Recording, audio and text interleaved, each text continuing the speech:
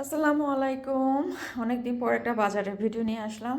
আজকে অফিস থেকে ফেরার পথে বাজার করে নিয়ে আসলাম। কি বাজার করলাম? এই যে চিংড়ি মাছ, বাটা মাছ, হেডলেস চিংড়ি। এই চিংড়িতে অনেক মজা।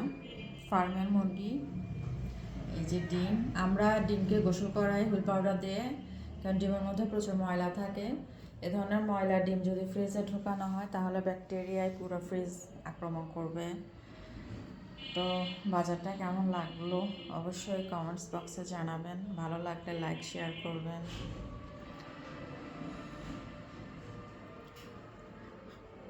শুদ্ধ ভাষায় এটাকে পার্শে মাছও বলে, অনেক জায়গায় আমি দেখছি এটাকে পার্শে মাছ বলে।